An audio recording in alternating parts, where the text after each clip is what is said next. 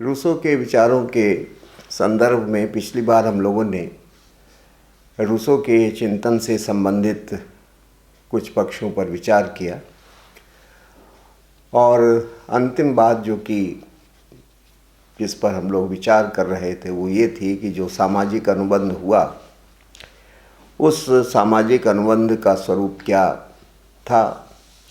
और जैसा कि मैंने बताया कि रूसो कहता है कि सामाजिक अनुबंध एक ऐसा अवसर था कि जब व्यक्ति की स्वतंत्रता और राज्य की सत्ता में सामंजस्य स्थापित करने का प्रयास किया गया।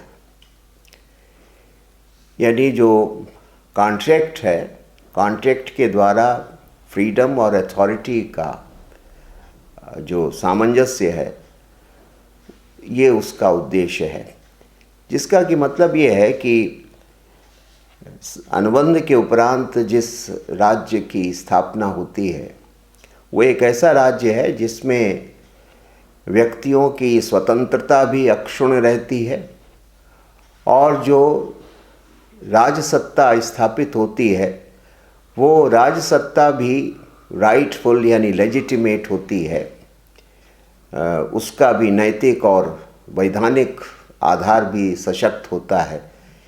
ये अनुबंध का उद्देश्य है और यही वो कहता है कि जैसा कि उसने सोशल कॉन्ट्रैक्ट में कहा कि व्यक्ति प्राकृतिक दशा को छोड़कर सामाजिक राजनीतिक दशा में कैसे आ गया, सभ्यता की स्थिति में कैसे आ गया, ये तो मुझे मालूम नहीं, लेकिन मैं ये अवश्य चाहता हूँ कि अब जो राज्य स्थापित हुआ उसके नैतिक आधारों पर, उसके वैधानिक आधारों पर हम लोग विचार करें कि कौन सा स्टेट और कौन सी अथॉरिटी लेजिटिमेट होती है, वैध होती है, न्याय संगत होती है।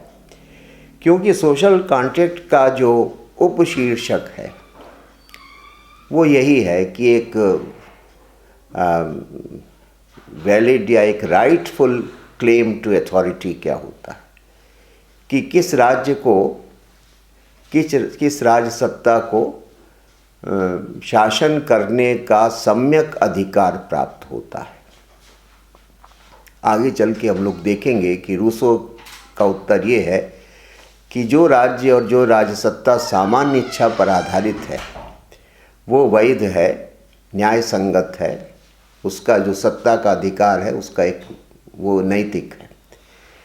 तो ये जो सोशल कॉन्ट्रैक्ट की जो प्रॉब्लम है, जो की प्रॉब्लम है, वो यही है कि कैसे सत्ता और स्वतंत्रता के बीच सामंजस्य किया जाए, व्यक्ति की स्वतंत्रता भी सुरक्षित रहे और राज्य की सत्ता भी नैतिक आधार पर प्रतिष्ठित हो। अब जो अनुबंध हुआ जिसका कि उसने कोई बहुत विस्तार से उल्लेख नहीं किया, क्योंकि जैसा कि मैंने पिछली बार बताया था कि वो अनुबंध के इशू को कोई बहुत प्रोमिनेंटली डिस्कस नहीं करता, बल्कि एक तरह से एक टैसिट तरीके से उसको उठाता है और डिस्कस करता है, क्योंकि वो कॉन्ट्रैक्ट के जो नकारात्मक इम्प्लिकेशंस हो सकते हैं राज्य को कॉन्ट्रेक्चुअल मानने का सीधा सीधा, उससे वो शायद वो भली प्रकार से परिचित था। इसलिए वो कॉन्ट्रैक्ट के, और जैसा कि विद्वानों ने लिखा कि वो कॉन्ट्रैक्ट के आइडिया का इस्तेमाल करता है, एक्चुअल कॉन्ट्रैक्ट पर उसका जोर नहीं है कि कभी वास्तव में कॉन्ट्रैक्ट हुआ था कि नहीं हुआ, इसमें उसकी ज़्यादा रुचि नहीं है। तो वो कहता है कि जब लोगों ने प्राकृतिक दशा का जब कभी भी परित्याग किया होगा और सभ्य समाज की जब भी उन्होंने स्थापना की होगी, राजसत्ता की उन्होंने जब भी स्थापना की होगी, तो उसका जो मैकेनिज़्म रहा होगा वो कुछ इस प्रकार का रहा होगा कि इस प्रकार की सहमति, एक कंसेंसस लोगों के बीच में बनी होगी प्राकृतिक दशा को छोड़ने और सभ्य समाज में प्रवेश करते समय। और वो सोशल कॉन्ट्रैक्ट के प्रसिद्ध शब्द हैं, each of us puts his person and all his power in common under the supreme direction of general will। कि आज से हम सब लोग अपने को सामान्य इच्छा के नियंत्रण में सौंपते हैं, सामान्य इच्छा को सौंपते हैं। And in our corporate capacity we receive each member as an indivisible part of the whole, और इस होल के अपने को अंग मानकर आज से हम व्यवहार करेंगे।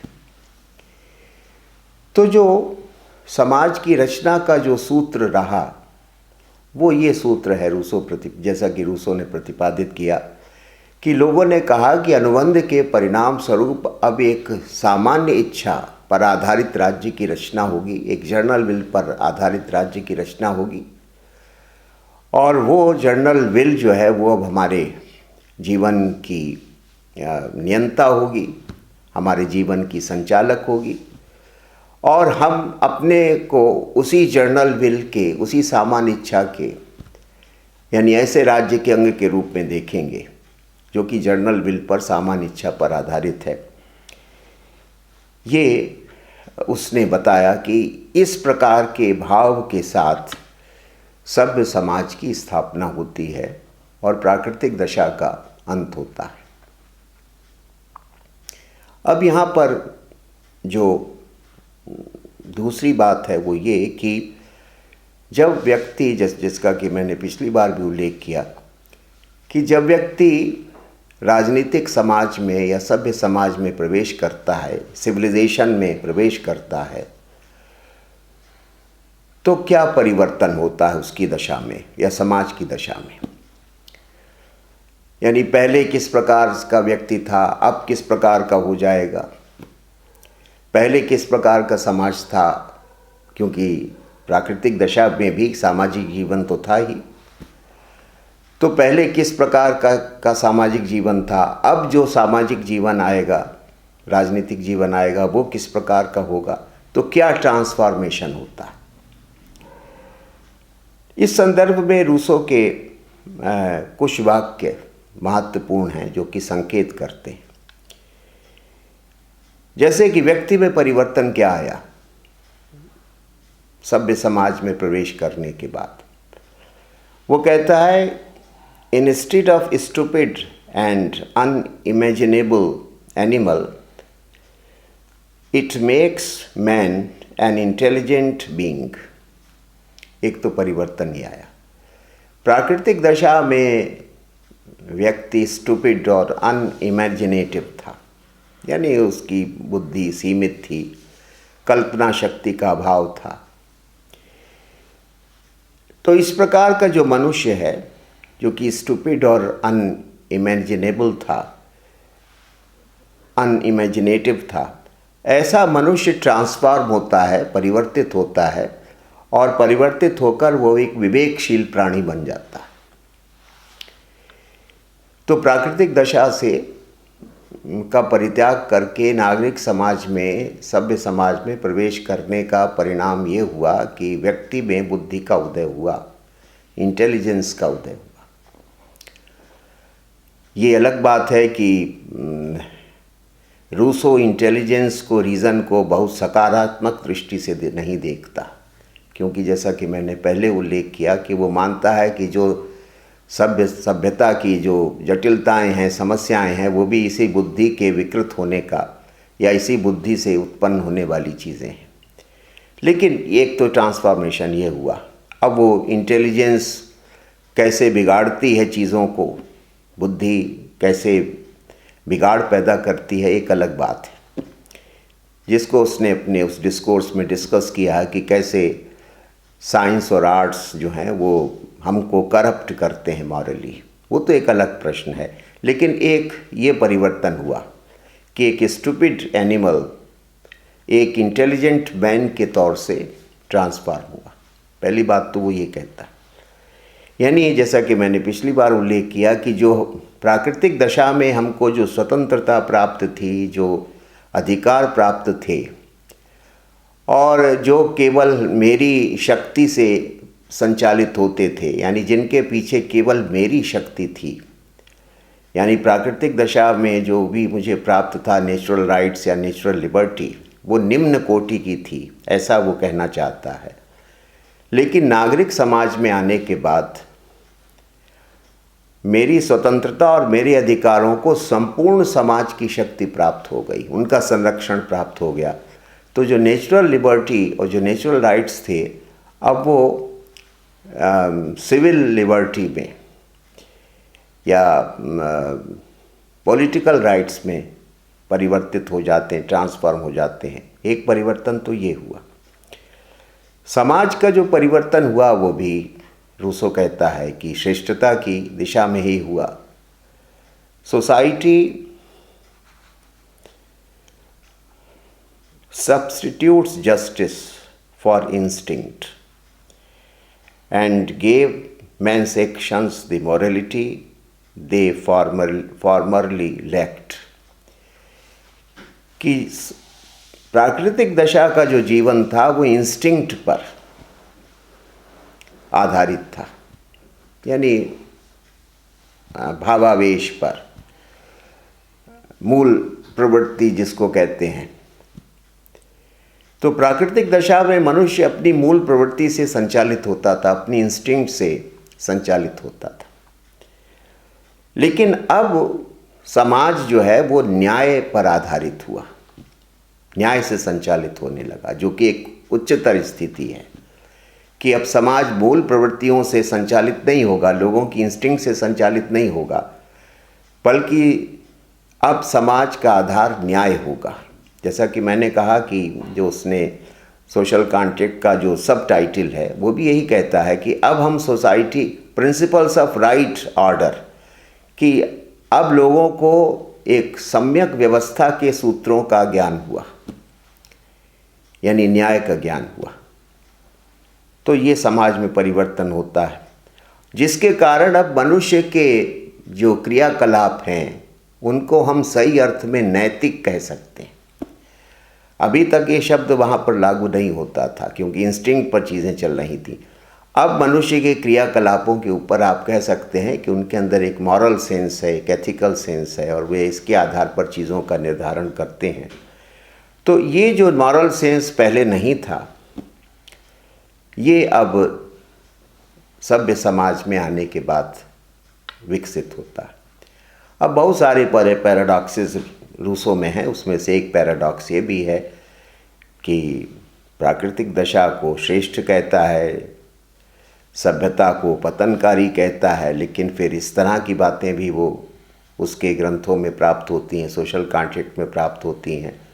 तो इस तरह के पैराडॉक्सेस रूसो में बहुत सारे, विरोधाभासी बातें रूसो में बहुत सारी हैं, लेकिन जो वो बात कहता है वो हमें समझना है।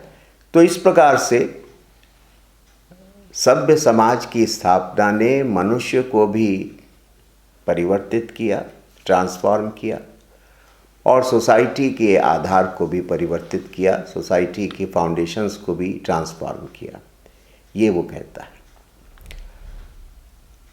अब अगली बात यह है कि जो समाज स्थापित हुआ अनुबंध के फलस्वरूप,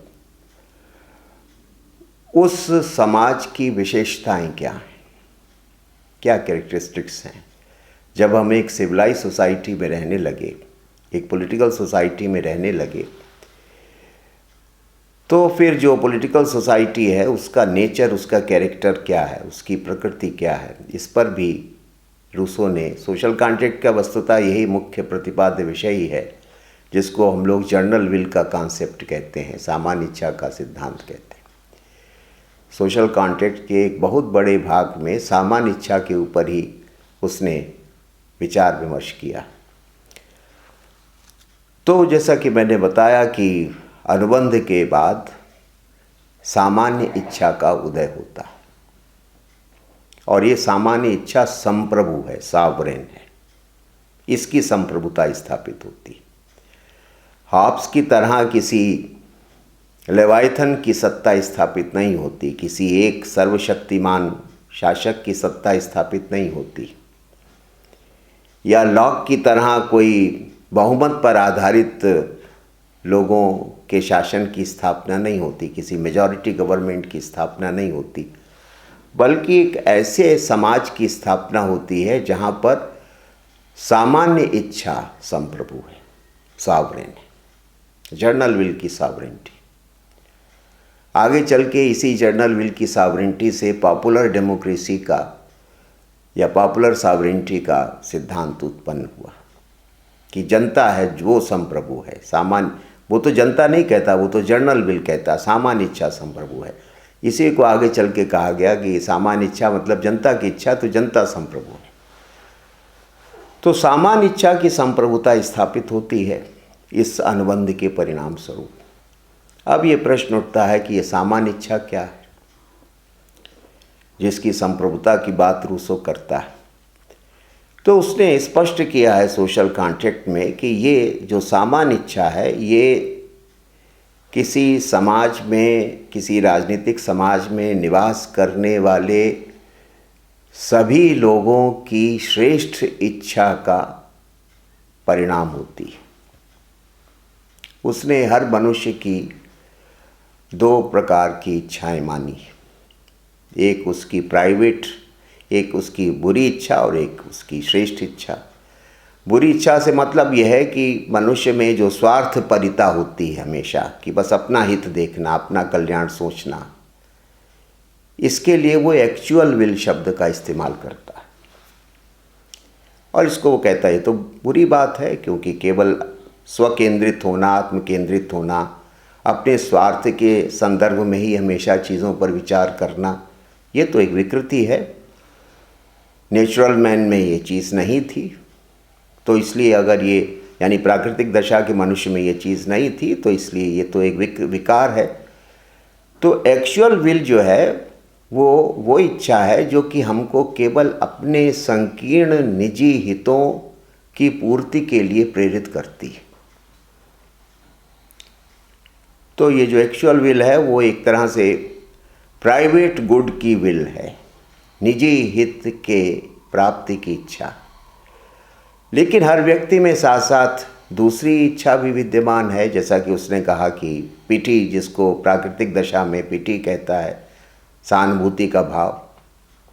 तो वो कहता है कि इसी तरह से मनुष्य की एक दूसरी इच्छा भी है, जिसको वो रियल विल कहता, श्रेष्ठ इच्छा, जहाँ सार्वजनिक हित का भाव प्रबल होता है, सार्वजनिक कल्याण का भाव प्रबल होता है, समष्टि के कल्याण की भावना से जो प्रेरित होती है।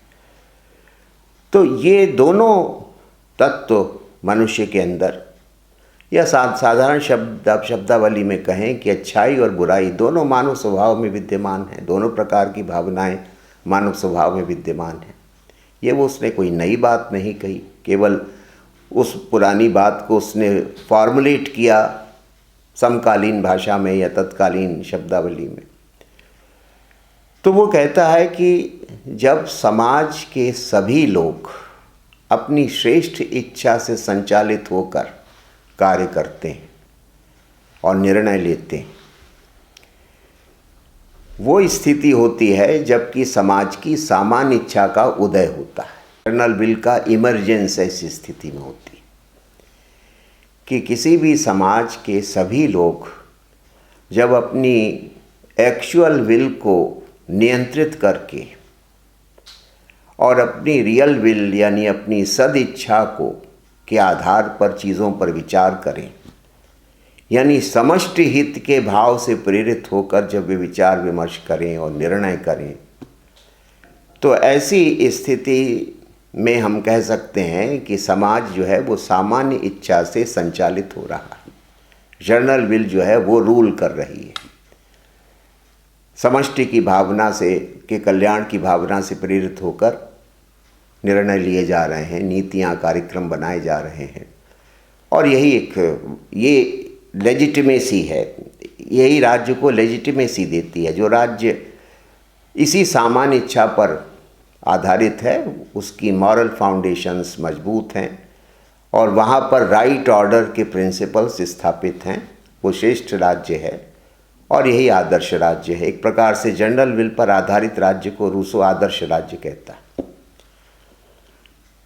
तो वो कहता है कि कॉन्ट्रैक्ट के बाद एक जर्नल विल का उदय होता है और लोग ये निर्णय लेते हैं कि हम सब लोग अपनी निजी इच्छाओं को, अपनी प्राइवेट विल्स को, अपनी एक्चुअल विल्स को सरेंडर करते हैं और अपनी जो श्रेष्ठ इच्छा है उसके आधार पर निर्णय लेने का फैसला करते हैं। और उस श्रेष्ठ इच्छाओं का जो कलेक्टिव फॉर्म होगा, जो सामूहिक स्वरूप होगा, जिसको सामान्य इच्छा कहा जा सकता है, और उस सामान्य इच्छा के आधार पर समाज का संचालन होगा, राज्य का संचालन होगा। और ये सामान्य इच्छा जाहिर है संप्रभु हुई, सॉवरेन हुई। और इसीलिए हमें डिस्टिंक्शन करना पड़ेगा कि रूसो हाब्स तो स्टेट और गवर्नमेंट में डिस्टिंक्शन नहीं करता, क्योंकि वहाँ जो लेवाइथन है वो स्टेट भी है, वो गवर्नमेंट भी है। लेकिन रूसो करता है कि राज्य एक चीज़ है और सरकार उसके एजेंट के तौर से, उसके प्रतिकर्ता के रूप में एक दूसरी चीज़ है। यानी जो एक कन्फ्यूज़न हाब्स के चिंतन में हमें देखने को मिलता है, स्टेट और गवर्नमेंट को उसने एमेलगमेट कर दिया, मिला दिया राज्य की प्रभुसत्ता का प्रतिपादन करते करते, तो रूसो वैसा नहीं करता। रूसो कहता है कि राज्य एक अलग संस्था है और सर्वोच्च संस्था है, सामान्य इच्छा पर आधारित होती है, और सरकार उसके अभिकर्ता के रूप में, उसके एजेंट के रूप में काम करती है। इसलिए दोनों के बीच उसने अंतर रखा है, दोनों को एक नहीं माना। तो इस आधार पर वो कहता है कि जो सामान्य इच्छा का उदय हुआ, इस सामान्य इच्छा से राज्य का संचालन होगा। और राज्य, सामान्य इच्छा जो है वो राज्य की सबसे बड़ी शक्ति है, राज्य की फाउंडेशन भी है, वो राज्य की संचालिका शक्ति भी है। अब इस सामान्य इच्छा की क्या विशेषताएं उसने बताई, जनरल विल की उसने कुछ कैरेक्टरिस्टिक बताई, जिनके द्वारा उसने सामान्य इच्छा के सिद्धांत को स्पष्ट करने का प्रयास किया। वो कहता है कि पहली विशेषता तो सामान्य इच्छा की ये होती है कि सामान्य इच्छा एब्सोल्यूट होती है, परिपूर्ण होती है। सॉवरेंटी जो है वो एब्सोल्यूट होती है। सामान्य इच्छा मतलब सॉवरेंटी एब्सोल्यूट होती है।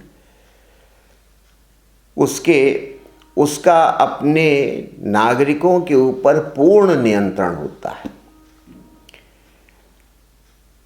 जो state based upon general will has full control over it's citizens, पूर्ण नियंत्रण होता है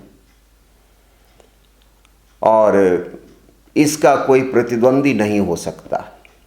वो तो संप्रभुता के सिद्धांत में की एक सामान्य बात है कि संप्रभुता जो है वो एब्सोल्यूट पावर को कहते हैं, कि जहाँ पर ये है कि रूसो कहता है कि ये जो जनरल विल पर आधारित राज्य होता है, इसकी एब्सोल्यूट पावर होती है, इसको कोई चैलेंज नहीं कर सकता, इसके नियंत्रण से, इसके अनुशासन से कोई मुक्त होने का या उसके बाहर होने का कोई दावा नहीं कर सकता।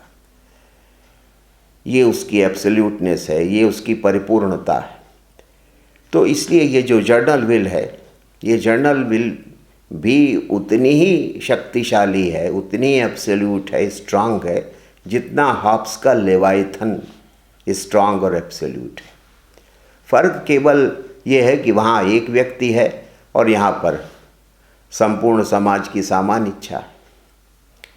लेकिन दोनों जो हैं वो एब्सोल्यूट हैं और उनका टोटल कंट्रोल अपने नागरिकों के ऊपर है, अपने निवासियों के ऊपर है, और कोई भी उसके दायरे से पृथक या मुक्त होने का दावा नहीं कर सकता।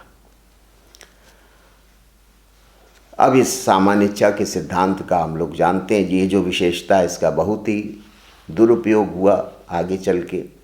ख़ास तौर से फासीवादियों ने भी कुछ इसी तरह की मिलती जुलती बात कही। मुसोलिनी कहते ही था कि nothing without the state, nothing outside the state, nothing against the state। ये फाजीबाद का भी जो राज्य संबंधी सिद्धांत है वो भी कुछ इसी प्रकार का है। ये अलग बात है कि उसमें जो उनका सर्वोच्च नेता है वो कहता है कि हम ही जर्नल विल को रिप्रेजेंट करते हैं, जर्नल विल और कुछ नहीं है, बस हम जो कह रहे हैं वही जर्नल विल है ना। या जैसे कि फ्रेंच रेवोल्यूशन के समय रॉब्सपियर कहता था कि हम ही जर्नल विल है, I am the general will, है ना। तो इसलिए इसका दुरुपयोग भी बहुत हुआ और इसमें दुरुपयोग करने का पोटेंशियल भी है। इस प्रकार की मान्यता में संभावनाएं भी विद्यमान है। लेकिन रूसो ये कहता है कि सामान्य इच्छा सर्वोच्च और सर्वशक्तिमान होती है। दूसरी विशेषता यह है कि सामान्य इच्छा को वो कहता है कि अपृथक्करणीय है, इनएलिनेबल है। यानी जैसे शरीर से आत्मा को अलग नहीं किया जा सकता, वैसे ही राज्य से सामान्य इच्छा को अलग नहीं कर सकते। सामान्य इच्छा राज्य का प्राण तत्व है और इसके अलावा और इसको किसी भी तरीके से आप राज्य से अलग नहीं कर सकते। राज्य में वो रहेगा और इनएलिनेबल है जो सॉवरेन पावर है। यहाँ पर उसने एक रूपक का सहारा लिया है, क्योंकि कुछ लोग ये आपत्ति उठाते रहे हैं या उठा सकते हैं कि भाई जो सामान्य इच्छा है उसका डेलीगेशन या डिस्ट्रीब्यूशन तो किया ही जा सकता है। राज्य अपनी संप्रभुता का डेलीगेशन या डिस्ट्रीब्यूशन तो कर ही सकता है और इस तरह से उसकी जो संप्रभुता है वो एलिनेट हो सकती है, उसका वितरण विभाजन इस तरह से किया जा सकता है। लेकिन रूसो कहता है कि जो लोग इस प्रकार का तर्क देते हैं वो विल और पावर के डिस्टिंक्शन को नहीं जानते, वे इच्छा और शक्ति के भेद को नहीं जानते। जो विल होती है वो एक कंप्लीट चीज़ होती है। इच्छा, जैसे कि मैं कोई इच्छा कर रहा हूँ तो वो इच्छा अपने में एक संपूर्ण चीज़ है और मैं ही उसको कर सकता हूँ। अगर मेरी इच्छा है तो मैं ही कर सकता हूँ, मेरी जगह कोई दूसरा व्यक्ति इच्छा नहीं कर सकता मेरे लिए। तो इसलिए जो विल है वो तो हमेशा इनएलिनेबल ही होगी। तो जर्नल विल है तो जर्नल विल ही विल करेगी कि राज्य में क्या नीतियाँ कार्यक्रम बनने हैं, उसको कोई दूसरा नहीं कर सकता। इसलिए जर्नल विल जो है उसी को इच्छा करने का अधिकार प्राप्त है, लेकिन उसकी इच्छा के आधार पर दूसरे लोग कार्य कर सकते हैं और उनका वो वितरण कर सकता है, शक्ति का वितरण वो कर सकती है। और इसमें उसने एक रूपक का इस्तेमाल किया कि जैसे कि एक व्यक्ति है जो कि जिस भ्रमण करना चाहता है, तो भ्रमण करने का निर्णय तो वो स्वयं करेगा कि मुझे भ्रमण करना है, मुझे वॉक करना है कि नहीं करना है। लेकिन भ्रमण करने के लिए वो साधन कई प्रकार के अपना सकता है। हो सकता है कि वो किसी गाड़ी के माध्यम से भ्रमण करे या किसी अन्य माध्यम से भ्रमण करे या पैदल ही भ्रमण करे। तो इसलिए वॉकिंग की जो मोड है वो तो कई हो सकते हैं, चलने के जो तरीके हैं वो तो आने जाने के जो तरीके हैं वो तो कई हो सकते हैं, लेकिन जो चलने का निर्णय है वो तो जो वॉकर है, जो चलने वाला है वही करेगा, कोई दूसरा उसकी जगह निर्णय नहीं कर सकता। तो इसी तरह से राज्य में जो सामान्य इच्छा होती है, विलिंग तो उसी का कार्य क्षेत्र है, वहाँ पर कोई दूसरा हस्तक्षेप नहीं कर सकता। कोई दूसरा नहीं आ सकता। लेकिन इस विलिंग के बाद, इस डिसीजन मेकिंग के बाद कार्य कैसे किए जाएं, उसको लेकर डेलीगेशन हो सकता है, हस्तांतरण हो सकता है, कि वितरण हो सकता है। तो इसलिए जो विल और पावर, इनमें फ़र्क होता है। पावर का डेलीगेशन और डिस्ट्रीब्यूशन होता है, विल का नहीं, ऐसा उसका मानना है। इसलिए जर्नल विल जो है वो इनएलिनेबल है। और इसी कारण वो कहता है कि जिस कारण से वो इनएलिनेबल है, उसी कारण से वो इनडिविजिबल भी है, उसका विभाजन नहीं किया जा सकता। विभाजन करने का मतलब है कि उसको नष्ट कर देना। वो एक होल है, वो एक संपूर्णता है। या तो वो एक होल है और या फिर वो कुछ भी नहीं है। वो कहता भी है कि general will is either a whole or nothing. इसका डिवीज़न पॉसिबल नहीं है। इसका डिवीज़न कब करने का मतलब है डिस्ट्रिक्शन करना, उसको नष्ट कर देना। तो इसलिए जो जर्नल विल है, यानी जो सॉवरेनिटी है, वो इनडिविजिबल है, वो अविभाज्य है।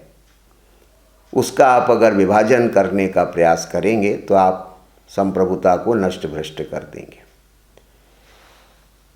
यानी किसी भी राज्य में दो केंद्र नहीं हो सकते सामान्य इच्छा के प्रगटीकरण के, या किसी भी राज्य में संप्रभुता के दो केंद्र नहीं हो सकते। और जैसा कि बाद में संप्रभुता के एकत्ववादी सिद्धांत के प्रतिपादकों ने कहा कि एक राज्य में दो केंद्र मानना वस्तुतः फिर राज्य एक नहीं रह जाता है, फिर तो दो राज्य बन जाते। तो ये बात भी वो कहता है कि जो जर्नल विल इमर्ज करती है, उसका नेचर ये होता है कि उसको आप डिवाइड नहीं कर सकते, उसका विभाजन नहीं कर सकते। फिर एक तीसरी बात भी है, विशेषताओं में अगली बात भी है, जिसके कि बड़े गंभीर सीरियस इम्प्लिकेशंस हुए हैं और जिसके कारण रूसो आलोचना का भी विषय बना है। तीसरी बात वो, या जो भी पॉइंट हो, वो ये कहता है कि सामान्य इच्छा सदैव ठीक होती है और सदैव जन कल्याणकारी होती है। General will is always right and tends to public advantage. सामान्य इच्छा से कभी, यानी सामान्य इच्छा कभी गलती नहीं कर सकती। जैसे कि हम लोग इंग्लैंड के राजा के विषय में पढ़ते हैं कि the king can do no wrong, तो इसी तरह से the general will can do no wrong. और वो कहता है कि उसका तर्क है, जब वो संपूर्ण समाज के सदस्यों की श्रेष्ठ इच्छाओं का संकलन है, उनका निचोड़ है, तो फिर वो कोई भी अश्रेष्ठ कार्य कैसे कर सकती है, या जो कुछ भी करेगी वो श्रेष्ठ होगा। फिर उसके द्वारा कोई गलती करने का प्रश्न ही पैदा नहीं होता, उसके द्वारा पथभ्रष्ट होने का कोई प्रसंग ही पैदा नहीं होता। वो जनहित न करे, इसकी कोई संभावना ही नहीं बनती। अगर वो हमारी रियल विल्स का डिस्टिलेशन है, निष्कर्ष है, तो फिर वो जो भी निर्णय लेगी सामान्य इच्छा यानी संप्रभु शक्ति के द्वारा जो भी निर्णय लिए जाएंगे वो हमेशा श्रेष्ठ होंगे। अब हम लोगों को यहाँ पर हॉब्स का स्मरण हुआ था, क्योंकि हॉब्स ने भी ये कहा है कि लॉ कभी गलत नहीं हो सकता। लेवाइथन यानी शासक जिस कानून को बनाता है वो कभी गलत नहीं हो सकता। और उसके प्रसिद्ध शब्द हैं हॉब्स के कि law is all the public conscience we have, कि कानून में समाज का संपूर्ण अंतःकरण विद्यमान होता है, उससे कभी गलती नहीं हो सकती। रूसो भी वही बात कहता है कि general will is always right, it can never err, it can never make mistakes. हमेशा पब्लिक वेलफेयर करेगी, कभी ये पब्लिक वेलफेयर से हटके वेस्टेड इंटरेस्ट या प्राइवेट इंटरेस्ट को सर्व नहीं करेगी, ऐसा उसका मानना है। तो इसलिए वो ये मानता है कि, लेकिन सवाल ये उठता है कि अगर हम ये मान भी लें तो वो कहता है कि भाई इसकी लेकिन एक शर्त है। जनरल विल इस तरह से हमेशा सही काम करे, ये तभी संभव है जबकि किसी राजनीतिक समाज के सब लोग एक जगह इकट्ठे हों और सब लोग बिल्कुल निस्वार्थ भाव से चीज़ों पर, सार्वजनिक जीवन के प्रश्नों पर विचार करें। वहाँ पर कोई भी किसी भी प्रकार के स्वार्थ से दूषित ना हो। ऐसे लोगों की जो असेंबली होगी, सभी लोगों की, वहाँ पर अगर कोई प्राइवेट इंटरेस्ट आएगा भी तो दूसरे व्यक्ति के तर्क से या दूसरे व्यक्ति की आपत्ति से वो कैंसिल आउट हो जाएगा, वो वहीं पर ढह जाएगा। क्योंकि वो अरस्तु की तरह ये मानता है कि जब बहुत सारे लोग बैठकर किसी प्रश्न के ऊपर विचार विमर्श करते हैं तो जो चीज़ इमर्ज करती है, जो उसके परिणाम स्वरूप निष्कर्ष निकलते हैं, वो सब लोगों के विचारों का एग्रीगेशन नहीं होता है, बल्कि उसमें कोई एक नई श्रेष्ठ चीज़ भी उससे पैदा हो जाती है। कि ऐसी स्थिति में जो डेलिब्रेशन होता है, उस डेलिब्रेशन से जो कंक्लूजन्स निकलते हैं, वो कंक्लूजन्स एग्रीगेट्स नहीं होते हैं कि इनका विचार, इनका विचार, इनका विचार सब शामिल है, बल्कि वो डिस्कशन होता है लेकिन उससे कोई एक अलग श्रेष्ठ नई चीज़ प्रकट होती है। तो ऐसा उसका मानना है। एक ज़्यादा बेहतर प्रकार का एक जजमेंट सामने आता है, निष्कर्ष सामने आता है। तो रूसो ये मानता है कि इसी तरह से जब समष्टि एकत्रित होती है और वो एकत्रित होकर निस्वार्थ भाव से, निष्पक्ष भाव से किसी सार्वजनिक हित के प्रश्न पर विचार करती है, तो वहाँ जो भी निर्णय होगा, जो भी नीति बनेगी, जो भी दिशा तय होगी, वो हमेशा सही होगी, श्रेष्ठ होगी। उसके कभी विकृत होने का, अश्रेष्ठ होने का सवाल पैदा नहीं होता। इसलिए वो कहता है कि सामान्य इच्छा हमेशा ठीक ही होगी, सामान्य इच्छा से कभी गलती नहीं हो सकती। लेकिन साथ साथ ये भी है कि वो जो भी डिस्कशन है वो इन्फॉर्म्ड डिस्कशन हो, डिसइंटरेस्टेड डिस्कशन हो, तब ये भी उसके साथ जरूरी है।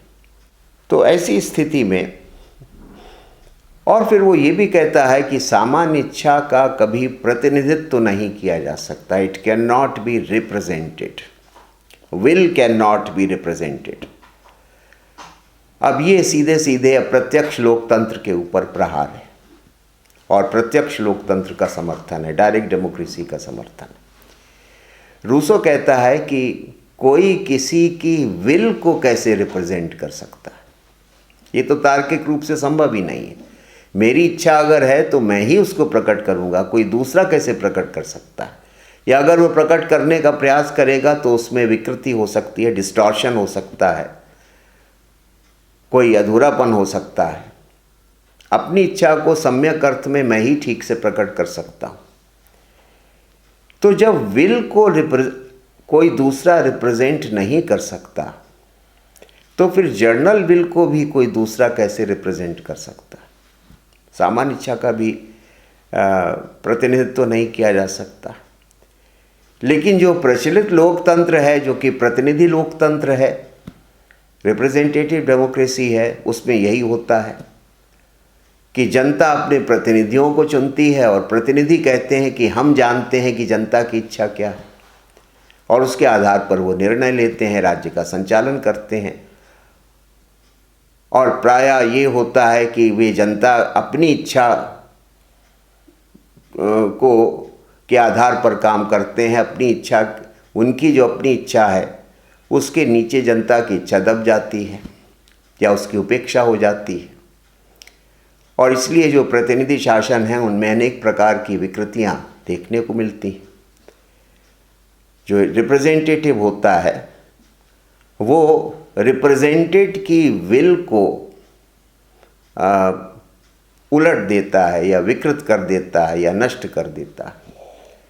इसलिए वो रिप्रेजेंटेटिव डेमोक्रेसी का भी बहुत बड़ा आलोचक रहा।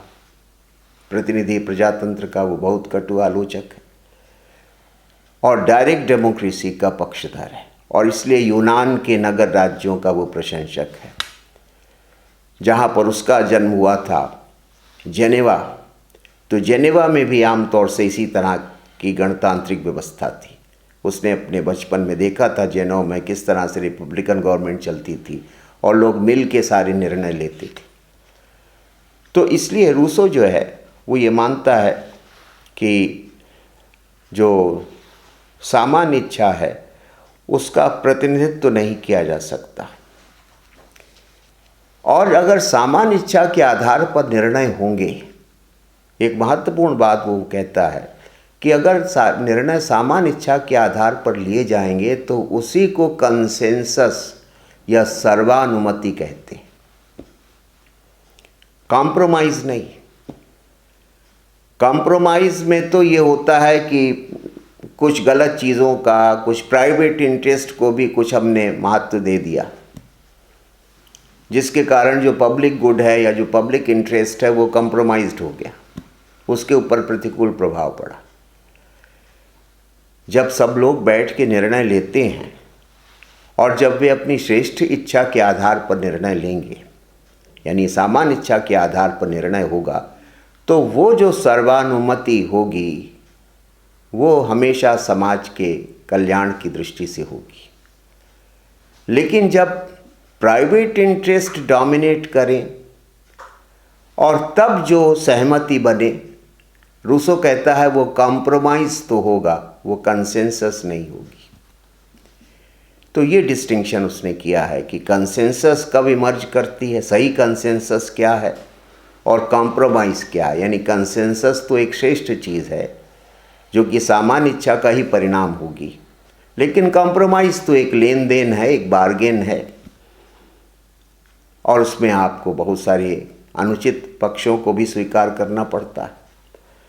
तो इसलिए वो कहता है कि जहाँ पर सामान्य इच्छा के आधार पर निर्णय लिए जाएंगे, वे निर्णय ही सही अर्थ में कंसेंसस या सर्वानुमति कहे जा सकते हैं। तो इस प्रकार से उसने ये माना कि सामान्य इच्छा को राज शक्ति प्राप्त होती है और यहाँ से एक सभ्य समाज का, एक राजनीतिक समाज का प्रारंभ होता है। प्रकारांतर से वो ये भी कहना चाहता है कि यूरोप के या दूसरे देशों में जहाँ कहीं भी आज शासन है, वो अगर सामान्य इच्छा पर आधारित है तभी वो सम्यक शासन है, तभी वो लेजिटिमेट गवर्नमेंट है। अगर ऐसा नहीं है तो वो ठीक है, शासन तो है लेकिन वो लेजिटिमेट नहीं है। उसका आधार, जैसा कि हाब्स ने माना, शक्ति है या बाध्यता है, कोई मजबूरी है जो शासन चल रहा है, या जिसको वो हाब्स की आलोचना करते हुए कहता है कि फिर तो हमने ये मान लिया कि माइट मेक्स राइट, कि जो माइट जिसके पास है वही राइट को डिफाइन करेगा। तो फिर ये तो मजबूरी है, हमारी अज्ञानता है जो हम इस प्रकार के सिद्धांतों पर आधारित राज्यों को श्रेष्ठ राज्य कहें या राज्य कहें, वे सही अर्थ में राज्य ही नहीं हैं। राज्य तो वे हैं जो कि सामान्य इच्छा पर आधारित है। तो इस प्रकार से उसने ये कॉन्सिक्वेंसेस हैं, इम्प्लीकेशंस हैं, जब लोग एकत्रित होकर अपने अधिकारों और स्वतंत्रताओं को समष्टि को समर्पित करते हैं। और ऐसी जो समष्टि है जिसका कि स्वरूप सामान्य इच्छा, जो कि सामान्य इच्छा पर आधारित है, ऐसी समष्टि पर आधारित, ऐसी सामान्य इच्छा पर आधारित राज्य ही सम्यक राज्य है या आदर्श राज्य है, ऐसा उसका मानना है। अब ये एक अन्य प्रश्न, जो एक पैराडॉक्स जिसको कि सेबाइन ने कहा, पैराडॉक्स ऑफ फ्रीडम, कि भाई व्यक्ति की स्थिति ऐसे राज्य में क्या होती है। अगर ये जो सामान्य इच्छा पर आधारित राज्य है, ये अगर सम्यक राज्य है, तो इस राज्य के अंतर्गत, और जैसा कि रूसो ने कहा और बड़ी एक तरह से कुछ फाइनल ट्रुथ्स के रूप में कुछ चीज़ों को कह दिया कि जैसे सामान्य इच्छा कभी गलती कर ही नहीं सकती, तो इस सब संदर्भ में व्यक्ति के अधिकार और स्वतंत्रता का जो प्रश्न है उसको कैसे देखा जाए या वो कैसे देखता है, और वो जिस रूप में देखता है उसकी क्या समस्याएं हैं, उसकी क्या प्रॉब्लम्स हैं। तो ये जो सेबाइन की शब्दावली में ये जो पैराडॉक्स ऑफ फ्रीडम है, ये जो स्वतंत्रता का विरोधाभास है, ये भी रूसो के चिंतन का एक बड़ा महत्वपूर्ण पक्ष है, जिसके ऊपर हम लोग आगे विचार करेंगे।